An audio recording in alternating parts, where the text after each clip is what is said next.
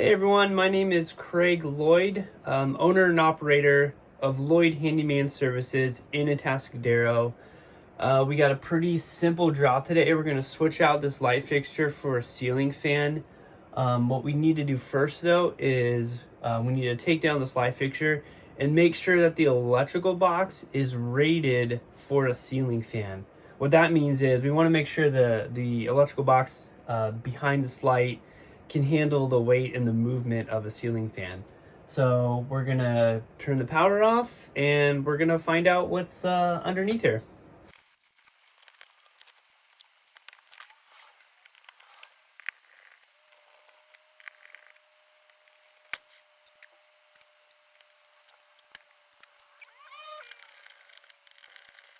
Okay, so I discovered that the box is attached to structure,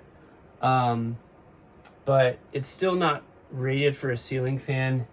It's a plastic box and it's just nailed in to a piece of wood blocking right here. It's not enough for a ceiling fan, so we still have to take this one out and then we'll put the new one in.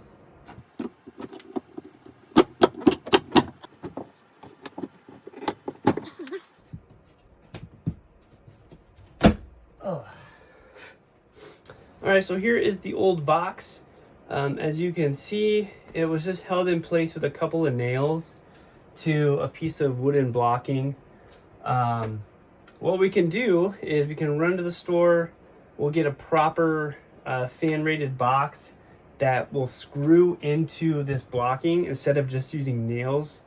That's going to provide a much stronger connection, and then we'll be ready for the ceiling fan. All right, so we got our new box here.